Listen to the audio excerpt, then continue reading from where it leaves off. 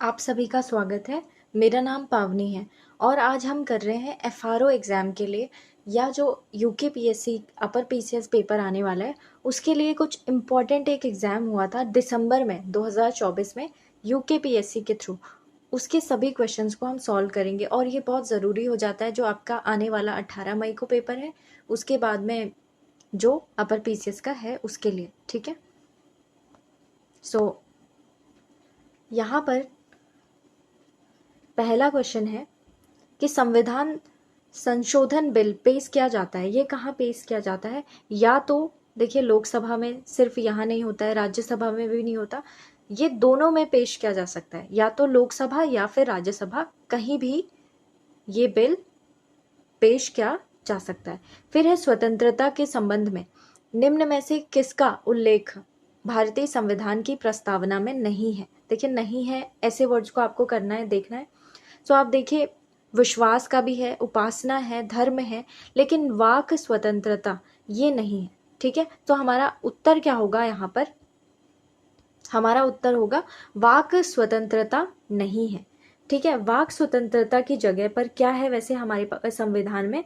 एक चीज आपको याद रखना है, वो है जो अभिव्यक्ति की आज़ादी है ना, वो आपको दी गई है। ठीक है, सो वाक स्वतंत्रता, फ्रीडम ऑफ स्पीच जो है वो आपको आर्टिकल 19 में दिया जाएगा। ठीक है, स्वतंत्रता के संबंध में निम्न में से भारतीय संविधान की प्रस्तावना की बात कर रहे हैं, ये भी आपको याद रखना है। प्रस्तावना में ये 3 लिखे हुए हैं, लेकिन ये जो वाक स्वतंत्रता है ना, वो आपको आर्टिकल अनुच्छेद 19 में मिल जाएगा।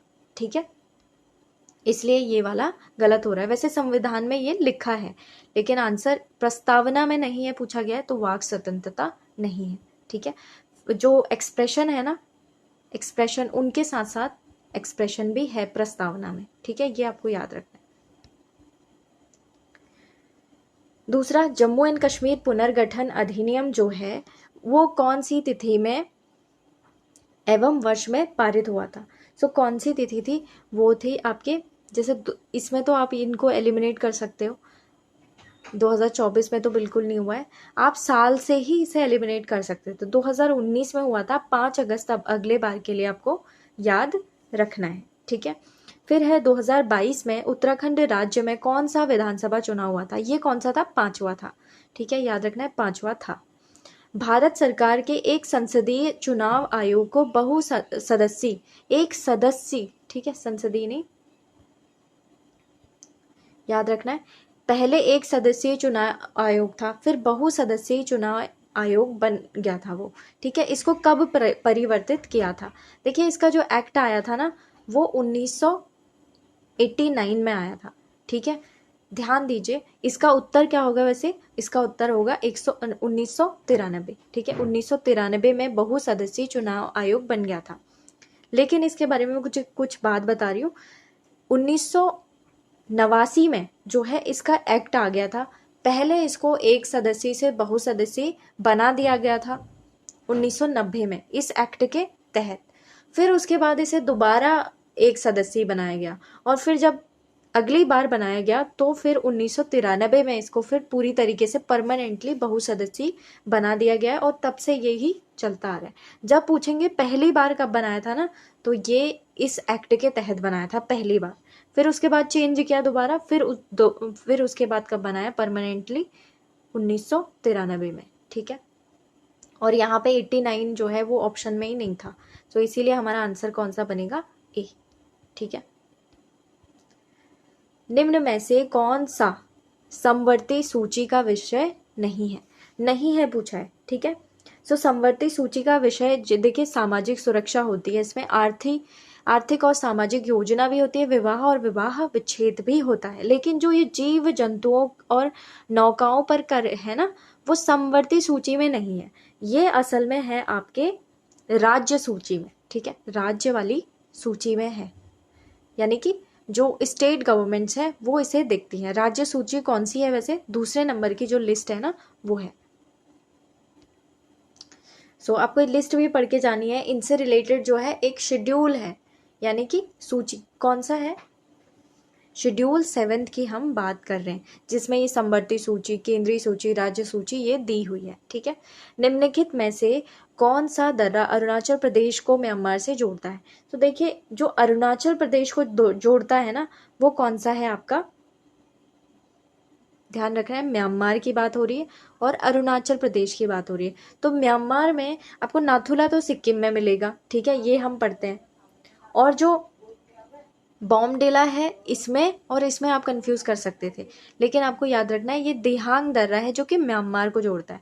अब ये बॉमडिला के बारे में भी जान लेते हैं। ठीक है, जो ये बॉमडिला दर्रा है ना, ये भी आपको वहीं मिलेगा, लेकिन ये जो है ल्यासा, कौन सा, किसे जोड़ता है ये? ल्यासा, जो कि तिब्बत की कैपिटल है। ठीक है, कि तिब्बत की राजधानी है ल्यासा, उसे जोड़ता है भारत से बॉमडिला दर्रा। लेकिन ये दिहांग दर्रा जो है म्यांमार और अरुणाचल प्रदेश को जोड़ता है। आपको ये पता करना है बॉमडिला है कहाँ, क्या ये अरुणाचल प्रदेश में है, ये देख के जाना है। और जो ये योंग याप दर्रा है ना, ये आपको जोड़ता है, ये भी तिब्बत से ही जोड़ता है। ठीक है, योंग याप भी तिब्बत से जोड़ता है, बॉमडिला भी तिब्बत से जोड़ता है, नाथुला जो कि सिक्किम में है वो भी, लेकिन ये जो है ये म्यांमार से जोड़ता है, दिहांग दर्रा। ठीक है, अगले बार के लिए इन ऑप्शंस को भी आपको देख के ऐसे जाना है। यहाँ पे तो मैंने आपको बता दिया, लेकिन जैसे कुछ और भी अगर आप इनके बारे में आपको पता करना है सो आप कर लीजिए। निम्नलिखित में किस नदी द्वारा माजुली द्वीप का निर्माण हुआ है? तो देखिए, माजुली द्वीप बहुत फेमस है, ये ब्रह्मपुत्र नदी द्वारा किया गया है। अब आपको गंगा नदी, गोदावरी नदी और महानदी के बारे में आपको पढ़ के जाना है। ठीक है, इनकी क्या खासियत है और क्या क्या इनका यूनिक पॉइंट है। निम्नलिखित में से कौन युग्म सुमेलित नहीं है? नहीं है पूछा गया है। देखिए, बायोस्फीयर रिजर्व की बात हो रही है, जीव मंडल रिजर्व, और उसके बाद है प्रदेश की बात हो रही है, कौन सा किस प्रदेश में है। अगर आपको थोड़ा बहुत ध्यान होगा तो जो ये मानस पार्क है ना, वो असम में ही है, इसमें सुमेलित नहीं है पूछा गया है ना। सिमलीपाल उड़ीसा में ही है बिल्कुल। ठीक है, और जो ये पंचमढ़ी है ना, ये मध्य प्रदेश में ही है। लेकिन ये जो अगस्त मलई है ना, वो आंध्र प्रदेश में नहीं है, बल्कि कहाँ पर है ये अगस्त मलई आपको मिलेगा तमिलनाडु और केरल के दोनों स्टेट में ये आपको मिल जाएगा। कौन सा? बायोस्फीयर रिजर्व की बात हो रही है। अगस्त मलई, जब ये ऐसे मलई तरीके के शब्द आपको लास्ट में ऐसे आई, इस तरीके के शब्द मिलेंगे ना, तो आप सोचना कि साउथ की बात हो रही है, और वो भी तमिलनाडु केरल की बात हो सकती है वहां पर। ठीक है, आंध्र प्रदेश थोड़ा ऊपर है नॉर्थ में। ठीक है, वैसे ये साउथ का स्टेट है, लेकिन तमिलनाडु और केरल के मुकाबले ये नॉर्थ में है। तो आंध्र प्रदेश आपका क्या हो जाएगा? यहाँ पर अगस्त मलई आपको याद रखना है, तमिलनाडु और केरल में फैला हुआ है, ये सुमेलित नहीं है आंध्र प्रदेश से। ठीक है, भारत सरकार के खनन मंत्रालय की वार्षिक रिपोर्ट 2023-24 के अनुसार भारत के निम्नलिखित राज्यों में से कौन एक लौह अयस्क, ठीक है, लौह अयस्क का सबसे बड़ा उत्पादक है? तो कौन सा है सबसे बड़ा उत्पादक? आपको याद रखना है, ये है उड़ीसा। ठीक है, इसके बारे में मुझे आपको और चीजें भी बतानी है कुछ, जैसे इस बार की जो रिपोर्ट आई है ना भारत सरकार की खनन मंत्रालय की रिपोर्ट, उसमें आपको याद रखना है सबसे ज्यादा जो है, जो खनन उत्पादन होता है वो कहाँ पर होता है? सबसे ज्यादा होता है उड़ीसा में। ठीक है,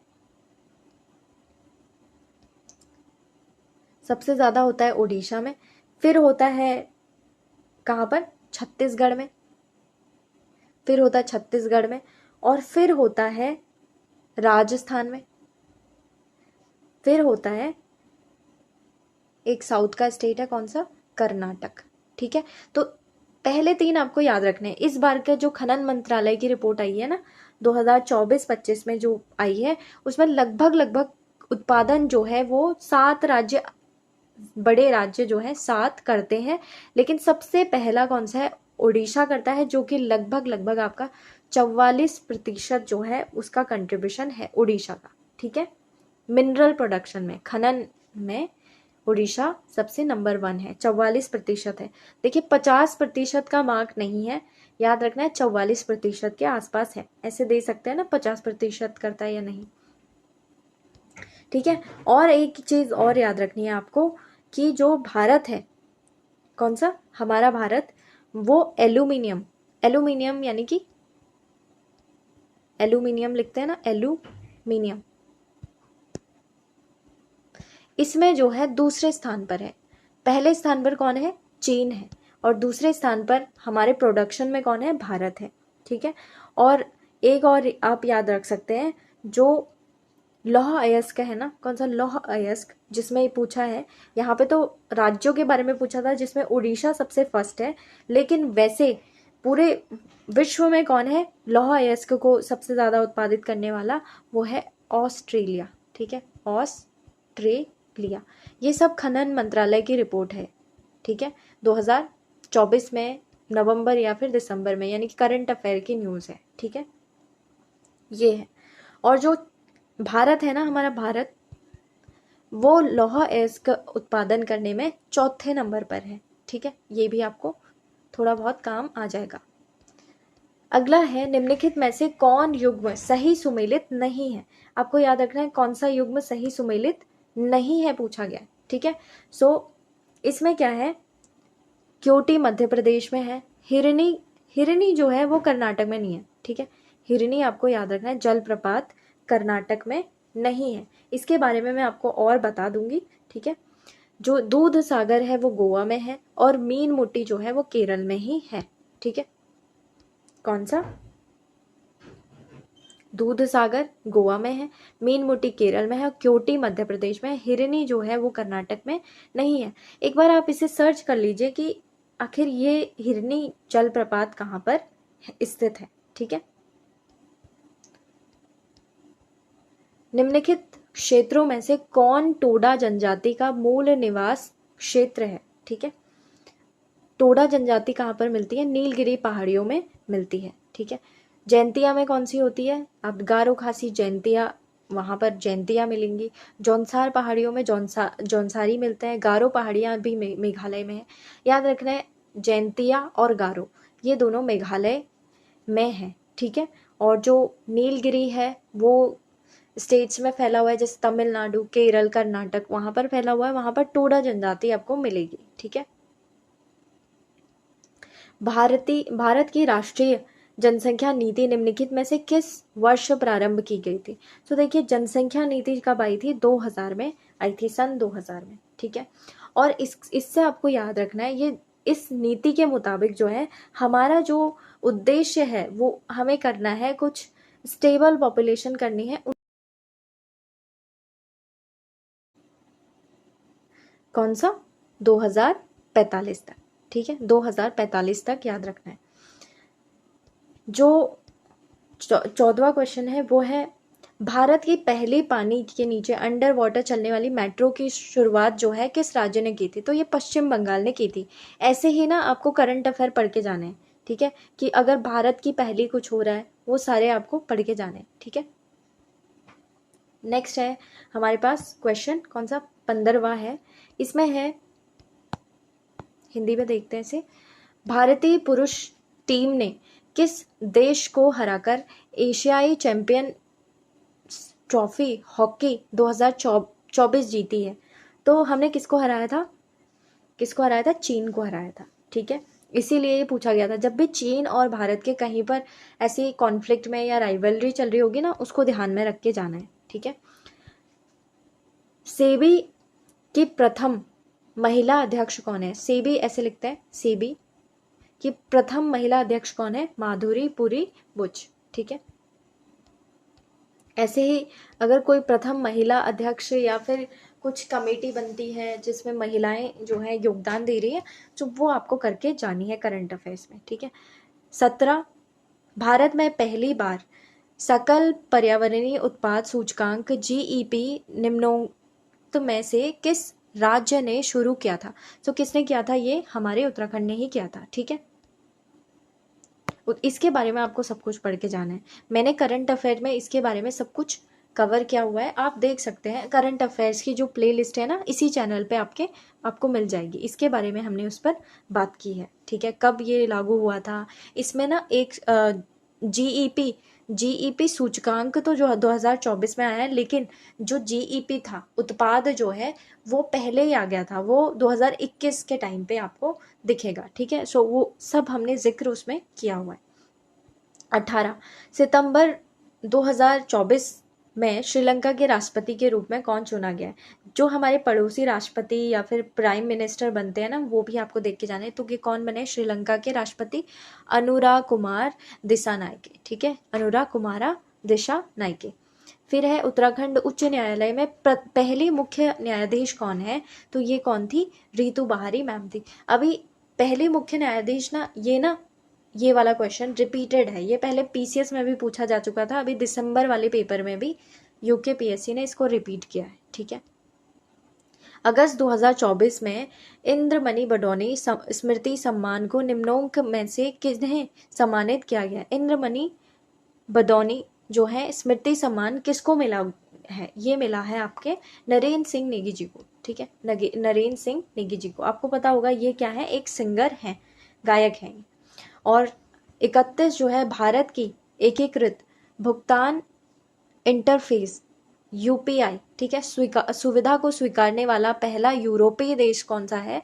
कौन सा बना हुआ है? फ्रांस बना हुआ है। ठीक है, अगर कुछ ऐसा होता है ना भारत का पहला, या वर्ल्ड में जो इम्पोर्टेंट कंट्रीज है जैसे फ्रांस हो गया, अमेरिका हो गया, चाइना हो गया, उनके साथ में कुछ चल रहा है तो उसको भी आपको पढ़ के जाना है।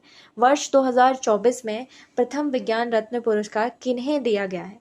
सो ये किसे दिया गया था? गोविंद राजन पद्मनाभन को। ठीक है, देखिए क्यों पूछा गया ये, क्योंकि ये प्रथम था, 2024 में था, और प्रथम पुरस्कार अगर कोई आता है तो वो किसे दिया जाता है, वो भी आपको याद रख के जाना है। किसी भारतीय शहर में वैश्विक भारत कृत्रिम बुद्धिमत्ता AI शिखर सम्मेलन 2024 की मेजबानी की थी। कि कौन से भारतीय शहर ने की थी? ये की थी आपके नई दिल्ली ने। ठीक है, नई दिल्ली ने कब की थी? जुलाई में 2024 में ये हुई थी। ठीक है, तो कौन सा शहर था? नई दिल्ली। चंद काल में निम्नलिखित में से कौन सा कर जुलाहों घी के विक्रेताओं पर लगाया जाता है? तो ये जुलाहों और घी के विक्रेताओं पर कौन सा लगाया जाता है? चंद काल में मिझारी कर लगाया जाता था। ठीक है, मिझारी कर। अब आपको ये भी देख के जाना है, ये ऑलरेडी मैंने ना कवर कर रखा है पेपर। उत्तराखंड का एक पार्ट है जो कि डीएसपी का पेपर है, ये वो कवर्ड है। सो इसमें हमने स्यूक और इन पर भी बात की हुई है, रक्षा। ये आपको कर देख के जाना है कि ये कहाँ कहाँ लगाए जाते थे। फिर है किस पवार शासक ने 1512 ईस्वी में अपनी राजधानी चांदपुर गढ़ी से कहाँ? देवलगढ़ स्थानांतरित कर दी थी। कौन से थे वो? फेमस, आपको पता होगा वो कौन थे? अजयपाल। ठीक है, अजयपाल जो थे ना 37वें रूलर थे इंपॉर्टेंट पवार वंश के, और पहले कौन थे? कनकपाल थे। सो कनकपाल ने शिफ्ट नहीं की थी, किसने की थी? अजयपाल ने की थी। ठीक है, गढ़वाल के किस शासक ने गोरखों के विरुद्ध ईस्ट इंडिया कंपनी से सहायता मांगी थी? कौन से थे वो जिन्होंने मांगी थी? वो थे सुदर्शन शाह। फिर उसके बाद 1815 के आसपास की चीज़ें आपको पढ़ के जानी है, जब ईस्ट इंडिया कंपनी जो है वो उत्तराखंड में आ गई थी, कुमाऊं रीजन में आ गई थी, और फिर जो गढ़वाल रीजन थे उसमें कौन रूल कर रहे थे? सुदर्शन शाह। ठीक है, और ये भी पढ़ के जाना है ना कि एक सगौली की संधि हुई थी, उसकी डेट देख के जानी है, और सगौली की संधि को जो है नेपाल ने कब अपनाया था? क्या 1815 में ही अपना लिया था या 16 में अपनाया था? ये सब कुछ आपको पढ़ के जाना है। ठीक है, ये ऑलरेडी मैंने ना हिस्ट्री की जो क्रोनोलॉजी वाली सीरीज़ है उसमें मैंने ये कवर किया हुआ है। अगर आप चाहें, आपके पास टाइम है, 18 मई वाले पेपर में आपको सिर्फ इतना करके जाना है, बाकी अपर पीसीएस के लिए आपको वो देख के ज़रूर जाना चाहिए। ठीक है, फिर है कुमाऊं के किस कमिश्नर ने मनुष्यों के क्रय विक्रय पर प्रतिबंध लगाया था? तो कौन से कमिश्नर थे वो? कौन से कमिश्नर थे जिन्होंने लगाया था? वो थे ट्रेल। ठीक है, George William trail. The forest problems of Kumaon. ठीक है, दी फॉरेस्ट प्रॉब्लम ऑफ कुमाऊं किसने लिखी है? कौन थे इस पुस्तक के लेखक? ये कौन थे? गोविंद बल्लभ पंत जी। उसके बाद है उत्तराखंड में अशोक का एकमात्र शिलालेख कहाँ से मिला है? कहाँ से मिला है ये तो आपको पता होगा, कालसी में। ठीक है, अब इन शहरों के बारे में भी आपको पढ़ के जाना है। जैसे पुरौला कहाँ है? पुरौला है आपका उत्तरकाशी में। कोटद्वार आपको मिलेगा पौड़ी में। कोटद्वार की कोई खासियत है क्या? इसको हम मोर ध्वज के नाम से भी एंशंट इंडिया में जानते थे। ठीक है, और काशीपुर में जो है एरोमा पार्क मिला है, ऐसा कुछ ना अगर आपको पता होगा तो इन चीज़ों के बारे में आप ऐसे याद करने की कोशिश कीजिए, अपने दिमाग को ट्रिगर कीजिए, आपको बहुत सारे फैक्ट ऐसे ही याद हो जाएंगे। ठीक है, जो इस बार काशीपुर का मुझे याद आ रहा है, काशीपुर जो था ऑप्शन में था, जैसे एरोमा पार्क जो है वो काशीपुर में है, लेकिन एक ऑप्शन में जो आया था इसी बार लोअर पीसीएस में, वो ये था कि जो सुगंधित उद्यान है वो कहाँ है, तो वो भी आपको याद रखना है, वो है लाल कुआं में। ठीक है, सुगंधित उद्यान लाल कुआं कहाँ पर है, नैनीताल में है। ठीक है, एरोमेटिक गार्डन की बात कर रही हूँ।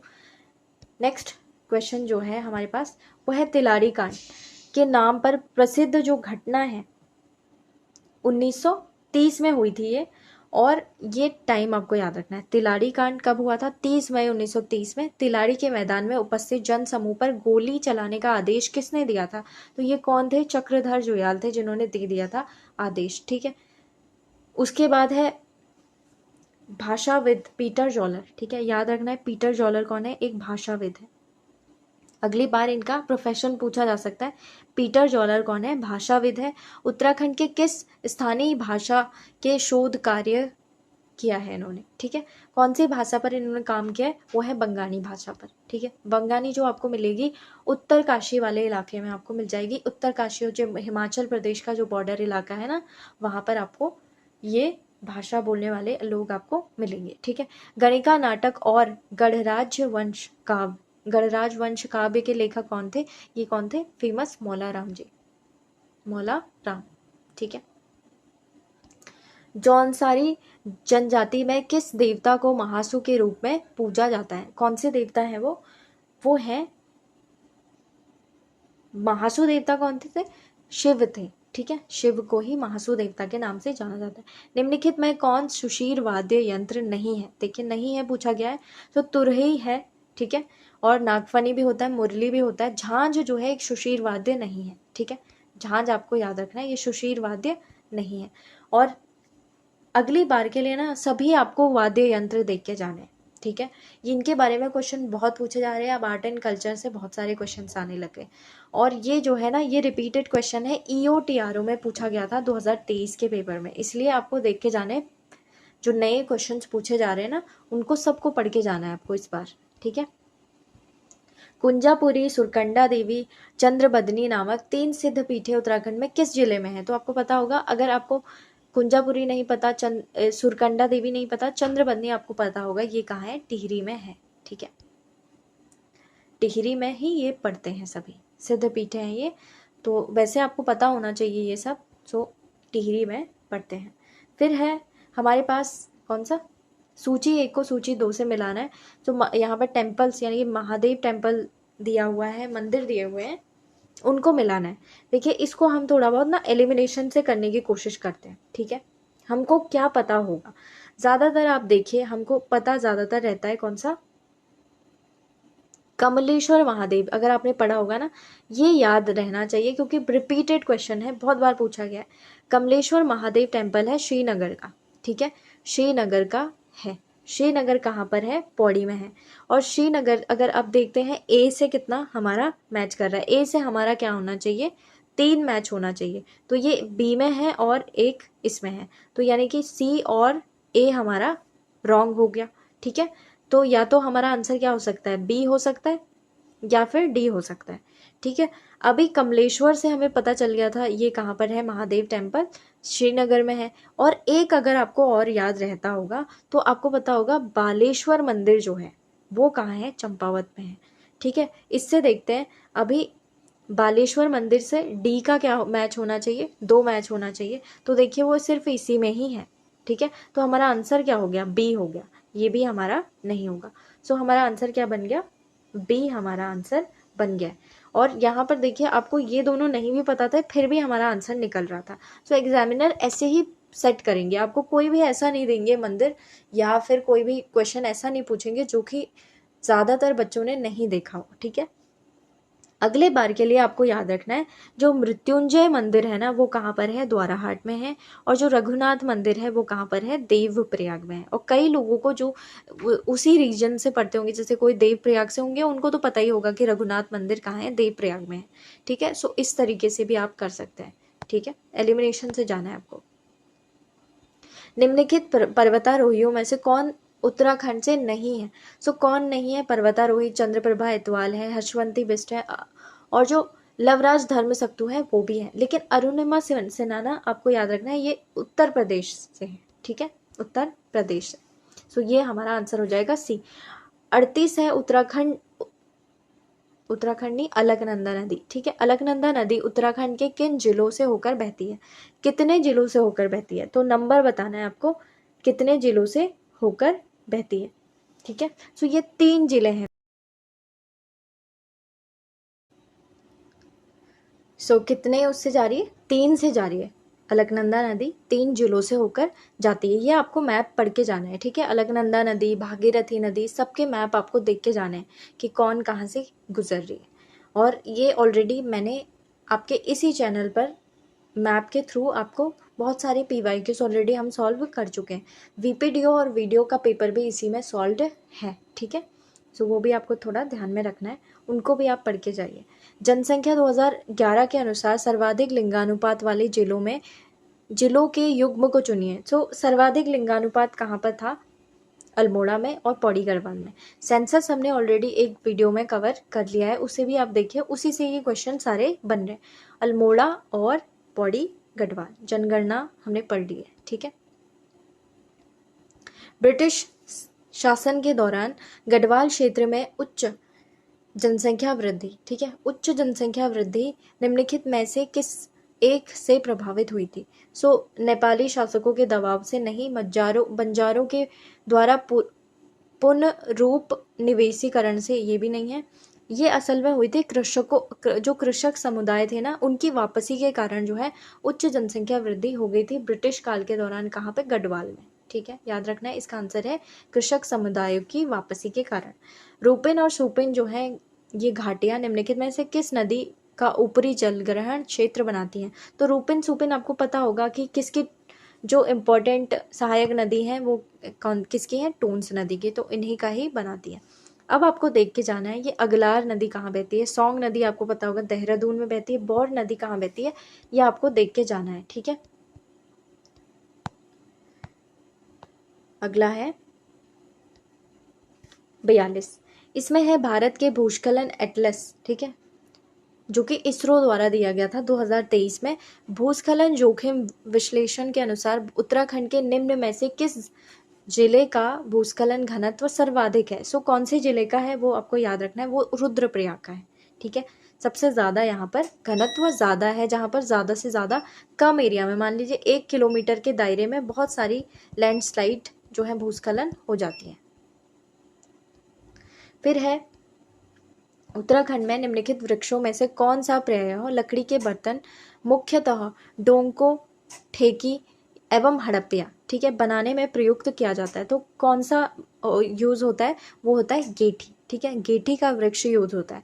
अगली बार आपको देख के जाना है, ये किलमोड़ा, खरिक और उत्तीस जो है ये क्या है? ठीक है, ये किस चीज़ के लिए इस्तेमाल हम करते हैं? देखिए, ये मैंने ऑलरेडी कवर किया हुआ है आई थिंक PYQs में। ठीक है, तो आप देख सकते हैं PYQ की जो प्लेलिस्ट बनी है उसमें।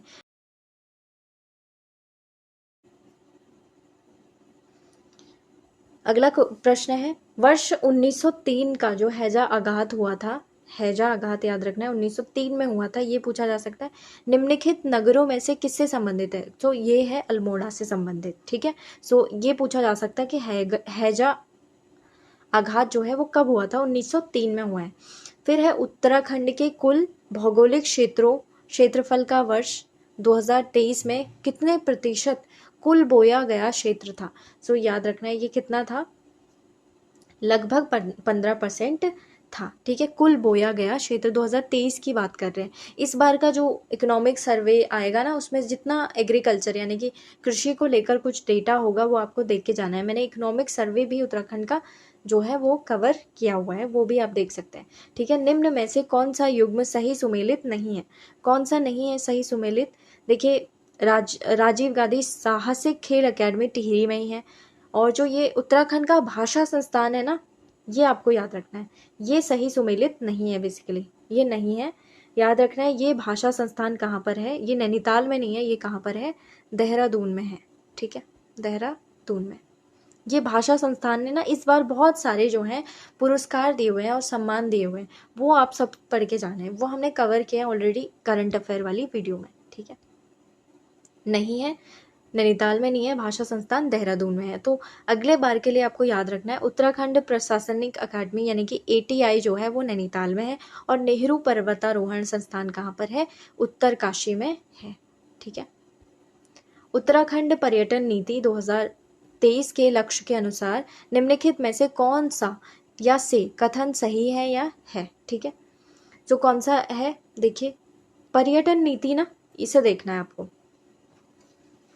पर्यटन नीति पर्यटन क्षेत्र का उत्तराखंड राज्य के सकल घरेलू उत्पाद में कम से कम 15% का योगदान। तो ये वाला स्टेटमेंट जो है, आपने अगर पर्यटन नीति पढ़ी है तो बिल्कुल ये सही है। अगले बार के लिए आपको याद रखना है 15%, ये बिल्कुल सही है। ठीक है, तो पहला कथन तो हमारा सही हो गया। दूसरा आपको याद रखना है कौन सा? पर्यटन एवं संबंधित उद्योगों में न्यूनतम 20% महिलाओं की भागीदारी। सो ये न्यूनतम 20 नहीं है, ठीक है, ये इससे ज़्यादा है, ये आई थिंक 30, यानी कि अगर मैं सही याद कर रही हूँ 30% के आसपास ये है। सो ये वाला कथन हमारा गलत हो जाता है, तो हमारा आंसर क्या होगा? ए, केवल कथन एक ही सही है। अगली बार ना आपसे ये पूछा जा सकता है, ठीक है, 15% तो आपको याद ही रखना है, इसका आप प्रतिशत देख के जाइए कितना है। और उत्तराखंड जो पर्यटन नीति है ना, ये कब आई थी ये पूछ सकते हैं, कब आई है?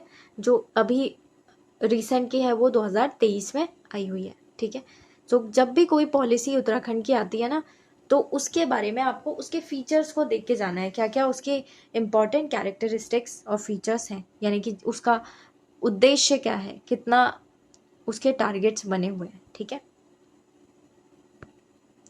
फिर है एक जिला दो उत्पाद योजना, एक जिला दो उत्पाद योजना यानी कि ODTP। ठीक है, ODTP के अनुसार, ODTP मतलब वन डिस्ट्रिक्ट वन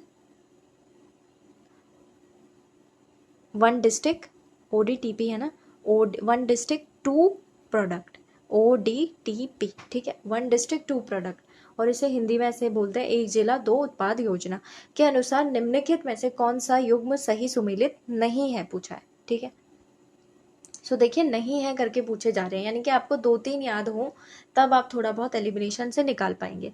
जैसे अल्मोड़ा है, ट्वीड और बाल मिठाई के लिए बहुत फेमस है। ट्वीड से आपको याद रखना है, ये जो है एक इम्पॉर्टेंट जो है फैब्रिक है। ठीक है, ये रफ फैब्रिक होता है ये ट्वीड।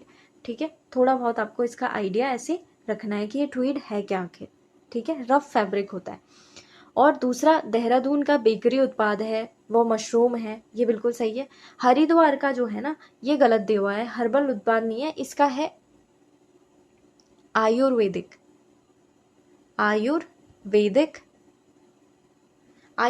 उत्पाद है। और आयुर्वेदिक उत्पाद है, और क्या है इसका याद रखना है, इसके हैं हस्त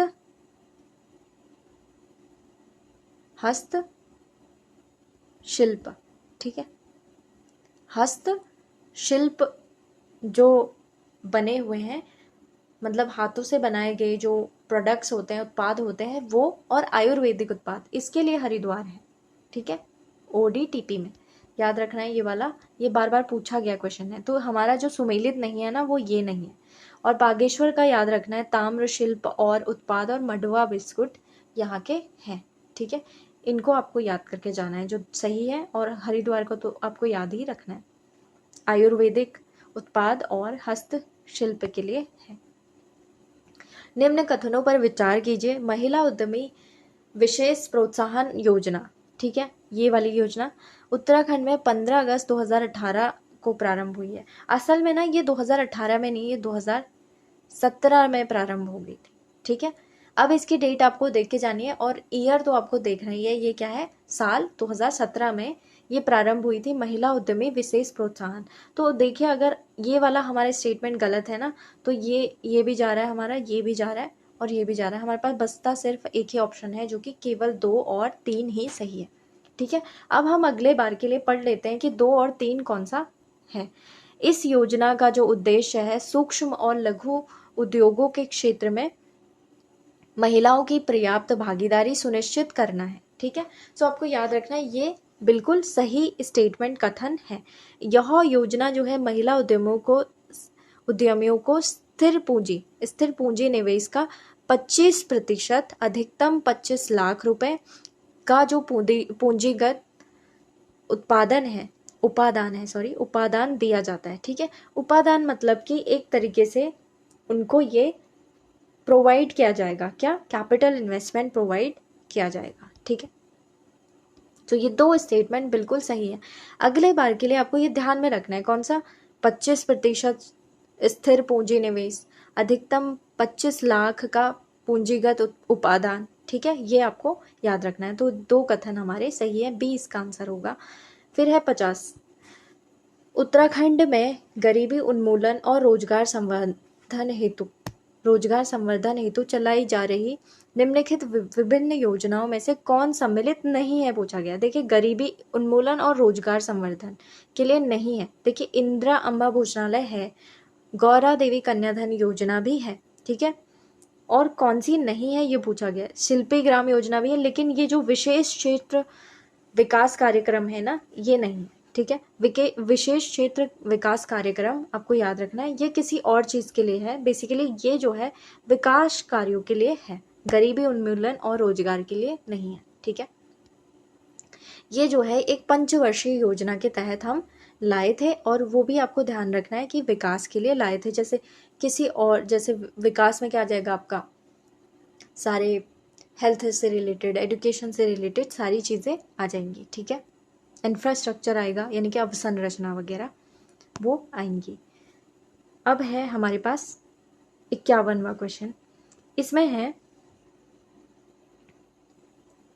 जो उत्तराखंड की खनिज नीति के अनुसार, ठीक है, उत्तराखंड की खनिज नीति कब आई थी, पहली खनिज नीति आपको पता करनी है कब आई थी और लेटेस्ट कौन सी है वो पढ़ के जानी है। ठीक है, वनिक क्षेत्रों में खनन का कार्य किस संस्था के द्वारा किया जाता है। ठीक है, सो ये है, आपको पता होगा ये वन विकास निगम के द्वारा किया जाता है उत्तराखंड में, उत्तराखंड वन विकास निगम। ठीक है, नीति आयोग के अनुसार 2021 के अनुसार उत्तराखंड में बहुआयामी गरीबी दर कितनी थी। तो ये अब ये बहुत फेमस क्वेश्चन है, रिपीटेड क्वेश्चन है इवन, तो ये है 9.67%। ठीक है, अब जो ये क्वेश्चन है ना रीजनिंग के, ये हम ऑलरेडी कर रहे हैं। ठीक है, ये हम कर रहे हैं सीरीज वाइज। जैसे हमने पहले नंबर सिस्टम करेंगे, फिर उसके बाद में हमने स्टार्ट किया है अभी कौन सा, हिंदी में भी है और इंग्लिश में भी है। हमने हिंदी और इंग्लिश दोनों मीडियम में स्टार्ट किया हुआ है, कौन सा, ये सब पढ़ना। जैसे नंबर सिस्टम, संख्या पद्धति हमने कर लिया, सीरीज यानी कि श्रृंखला हम कर रहे हैं अभी। ठीक है, नंबर सिस्टम भी चल रहा है वैसे, तो अगर आपको ये रेफर करना है तो आप वो कर सकते हैं। ठीक है, ये जो है इम्पॉर्टेंट गणित के क्वेश्चन है, इन्हें हम जो है बाद में एक दिन पूरा बैठ के सॉल्व करेंगे। ठीक है, अगला है हमारे पास ये साइंस के क्वेश्चन सब आ रहे हैं, साइंस और कंप्यूटर के। ये आपको देख के जाना है क्योंकि कंप्यूटर के ना जो लोअर पीसीएस का एग्जाम हुआ था बिल्कुल रिपीटेड क्वेश्चन थे, बार बार अगर आपने सिर्फ ये पेपर सॉल्व किए होते ना पिछले 1 साल के, तो आपको ये बिल्कुल हो जाते। वो बहुत आसान क्वेश्चन पूछे थे। बृहस्पति के चंद्रमाओं की संख्या बताइए। तो बृहस्पति के कितने हैं, 95 चंद्रमा है। ठीक है, आवृत्ति संग्राहक रेडियो बैंड के मध्य प्रसारण, ठीक है, वो कितना, कौन सा बैंड है, वो पड़ता है 88 से 108 मेगाहर्ट्ज वाला बैंड है। ठीक है, आवृत्ति संग्राहक रेडियो बैंड के मध्य प्रसारण जो है वो ये वाला बैंड है 88 से 108। ठीक है, सो 88 आप याद रख सकते हैं, जैसे 88 और यहाँ पर भी 88 है। निम्नलिखित में से किसका उपयोग वाहनों में रियर व्यू मिरर, देखिए रियर व्यू मिरर और वाहनों की बात हो रही है, ठीक है, के रूप में किया जाता है। तो ये कौन सा होता है वैसे, ये होता है कन्वेक्स वाला, यानी कि उत्तल दर्पण इसको इस्तेमाल में लाया जाता है, ठीक है, उत्तल दर्पण। फिर है सिट्रस और बोगेनविलिया। सिट्रस और बोगेनविलिया के पौधों में पाए जाने वाले कांटे किसका रूपांतरण होते हैं? तो इसमें जो कांटे मिलते हैं ना, वो असल में रूपांतरण होते हैं तने की जो कक्षी कलियां है ना, उनका, तने की कक्षी कलियां। तो ये यही बाद में क्या बनते हैं, कांटे बन जाते हैं इनके, ठीक है। निम्नलिखित में से किसका ऊष्मीय ऊर्जा का मान सर्वाधिक है? कौन किसका है सबसे ज़्यादा? इसमें से आप थोड़ा बहुत कंफ्यूज कर सकते थे, लेकिन यहाँ पर जो है वो हाइड्रोजन का सबसे ज़्यादा होता है इवन, ठीक है। ये लगभग आपको याद रखना है, हाइड्रोजन की जो कैलोरीफिक वैल्यू है ना गैसेस में सबसे ज़्यादा होती है। कौन सा? ऊष्मीय ऊर्जा मान।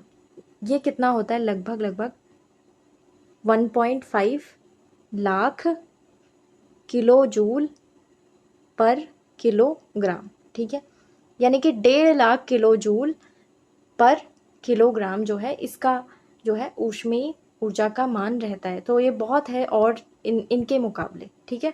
सबसे पहले आपको याद रखना है हाइड्रोजन का सबसे ज़्यादा होता है, हाइड्रोजन का सबसे ज़्यादा होता है। फिर होता है एलपीजी का, लिक्विड पेट्रोलियम गैस जो होती है ना, उसका होता है।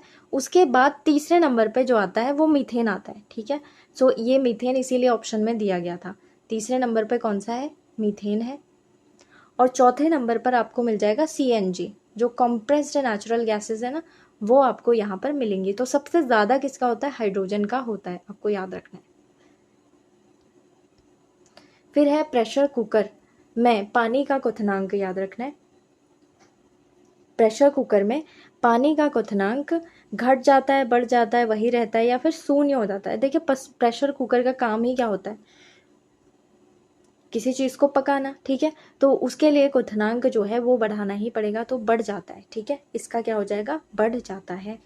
साबुन के बुलबुलों के रंगीन दिखाई देने का कारण, तो इसका जो रंगीन दिखाई देने का कारण है वो है व्यतिकरण, ठीक है, व्यतिकरण।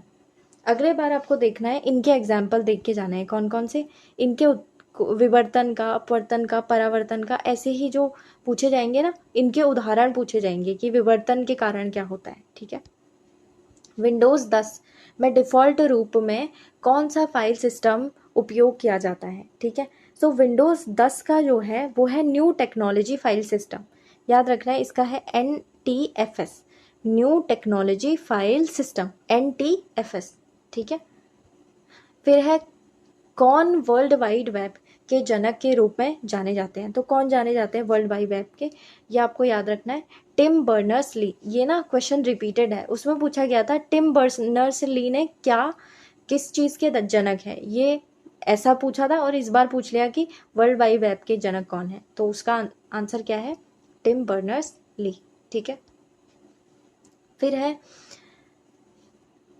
GSM, GSM क्या दिया हुआ है?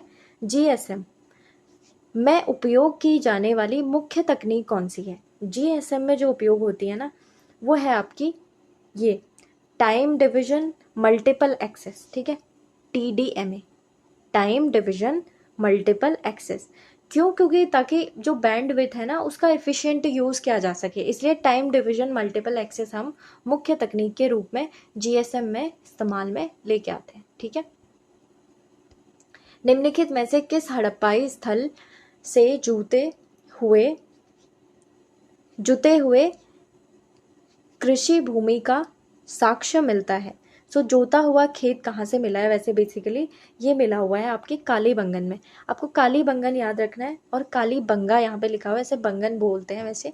ये है आपका राजस्थान में, ठीक है, कालीबंगन राजस्थान में। और ये आपको कुछ चीज़ें याद रखनी है, बनावली, लोथल कहाँ पे है? गुजरात में है। रंगपुर कहाँ है? ये साइट्स आपको देख के जानी है। हड़प्पा का जो मैप है ना NCERT में, उसको देख के जाइए। निम्नलिखित में से कौन से युग्म का मिलान सही नहीं है? आपको पता होगा जो वितास्ता है वो, उसको हम झेलम ही कहते थे, अब वितास्ता जो है वो पुराना नाम था, अब इसको झेलम कहते हैं। सुतुत्री जो है वो सतलज को ही कहते हैं। अश्किनी चेनाब को ही कहते हैं, ठीक है। और जो परुशनी है ना, ये व्यास को नहीं कहते हैं। बेसिकली परुशनी जो है वो किसे कहते हैं, रावी नदी को कहते हैं, ठीक है। रावी नदी को परुशनी कहते हैं। और ये सब आपको दिखेंगे ना, सिंधु नदी की जो है वो सहायक नदियां आपको दिखेंगी। तो इनके सभी नाम जो है वो पिछले जो है ग्रंथों में भी मिले हुए हैं, ठीक है, प्राचीन ग्रंथों में। प्राचीन भारत में गधिया क्या था, गधिया क्या था, ये एक सिक्का था, ठीक है, गधिया सिक्का, कॉइन। फिर है फुतुहात ए आलमगिरी। फुतुहात ए आलमगिरी के लेखक कौन थे? सो इसके जो लेखक है ना वो कौन थे, ये है ईश्वर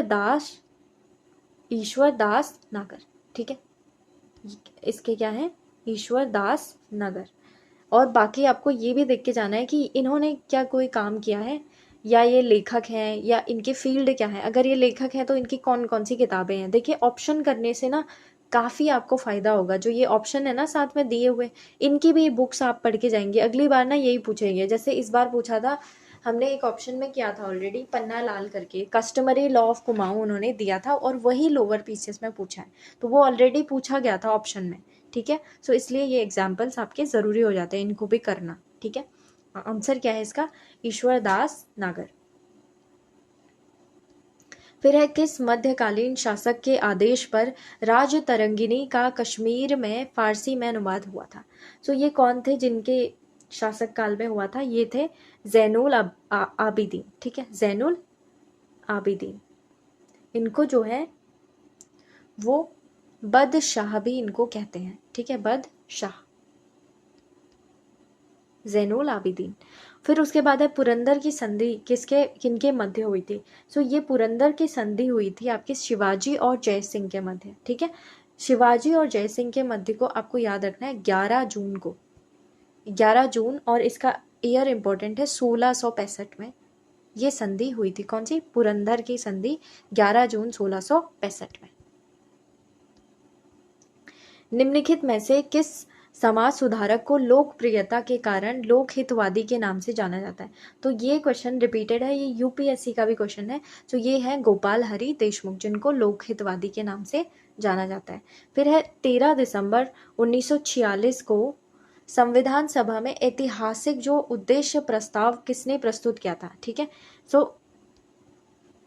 किसने प्रस्तावित किया था? वो जवाहरलाल नेहरू ने। अगले बार के लिए आपको याद रखना है ये उद्देश्य प्रस्ताव कब जो है प्रस्तुत किया गया था, तो 13 दिसंबर 1946 को। क्वेश्चन ना ऐसे ही बनते हैं, क्वेश्चन से ही आंसर उठाकर जो है वो अगले बार क्वेश्चन बना सकते हैं, ठीक है। सो 13 दिसंबर 1946 की ये बात है, जिसको हम ऑब्जेक्टिव रेजोल्यूशन कहते हैं ना, वही है ये। अब आ रहे हैं आपके हिंदी के क्वेश्चंस। देखिए हिंदी जो है वो अभी आपके एग्जाम्स में उसमें नहीं है, इनको हम साथ में करेंगे। कौन से? हिंदी का जो पार्ट है ना वो हम वीडियो के लिए और अपर पीसीएस के जो मेंस एग्जाम है उसके लिए पर्टिकुलरली करने वाले हैं डिटेल में, ठीक है। और तब हम इनको सबको सॉल्व करेंगे। अभी जो फिलहाल आपका 18 मई को पेपर है, फिर अपर का जो प्री है उसके लिए हमने ये ऑलरेडी पेपर सॉल्व कर लिया है, इसका जीएस का पार्ट, ठीक है।